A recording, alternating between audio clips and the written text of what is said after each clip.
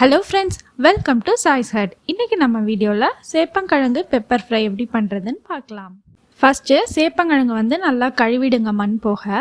அதுக்கப்புறம் குக்கரில் வச்சு தேவையான அளவு உப்பு போட்டுக்கோங்க. போட்டு ஒரு விசில் வர வச்சுடுங்க.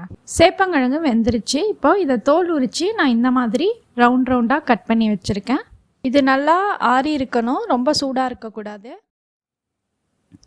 இதை இப்போது ஃப்ரை பண்ணி எடுத்துடலாம்.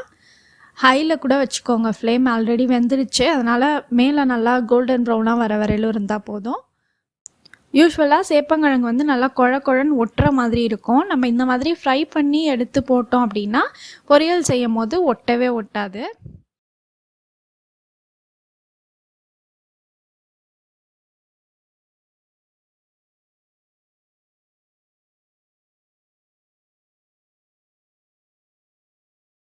இப்போ ஃப்ரை பண்ணி எடுத்தாச்சு.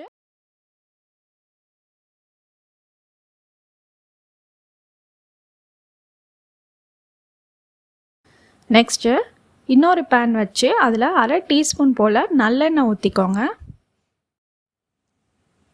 இப்போது தாளிச்சிடலாம். எண்ணெய் ஹீட் ஆகிடுச்சு. கடுகு, உளுத்தம் பருப்பு, கருவேப்பிலை, சின்ன வெங்காயம் கட் பண்ணி வச்சுருக்கேன், அதையும் போட்டு நல்லா வதக்கிடலாம்.